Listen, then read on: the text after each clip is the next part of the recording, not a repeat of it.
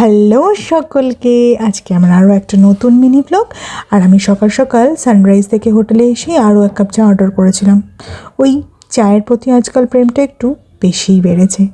আর plan করছিলাম যে সারাদিন আমরা ঠিক কোথায় কোথায় ঘুরবো আর কী কী দেখবো, কারণ আজকের দিনটাই শেষ, কালকেই ফিরে যেতে হবে। আর বাইরে এতটা ঠান্ডা ছিল বলে এনাকে ঘরে রেখে দিয়েছিলাম বন্দি করে। তো ঘর ক্লিন করে নেওয়ার পর আমরা প্রথমে গেছিলাম তালসারিতে গিয়েই আমরা দুটো বোটের টিকিট কেটেছিলাম। আর ওই সামনের ওই জম্মু দ্বীপে ওখানে গেছিলাম। বোটে যেতে বেশ ভালো লেগেছে। আর জম্মু দ্বীপে শুধু সারি সারি ঝাউ বাগান আর বালিরাশি, খুব এনজয় করেছি।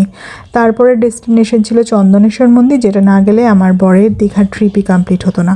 কিন্তু পরের ডেস্টিনেশন ছিল জগন্নাথ মন্দির, যেটা 1 মিনিটের জন্য ঢুকতে পারিনি, কারণ ডট একটাই ওদের গেট বন্ধ হয়ে যায়।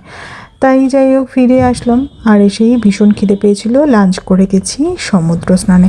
যদিও স্নান নয়, কারণ দীঘায় জল ছিল না। আর তার থেকেও বড় কথা, মেয়ের জন্য যেতেই হতো একবার সমুদ্রে।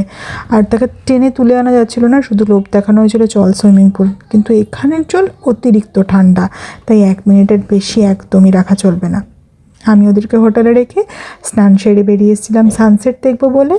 আর তারপর আমরা সবাই মিলে গেছিলাম ওল্ড দীঘায়।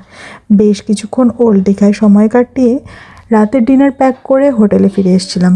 একটা ভীষণ সুন্দর দিন কাটলো, শুধু আমার জগন্নাথ মন্দির দর্শন হলো না আজকে, যদিও কালকে গেছিলাম, আবার আগামীকাল যাব। তো আজকের ব্লগটা এইটুকু। তো সবাই সুস্থ থাকবেন, ভালো থাকবেন, আর দেখা হবে পরের একটা ব্লগে। ও হ্যাঁ, কমেন্ট করতে ভুলবেন না কিন্তু। টাটা।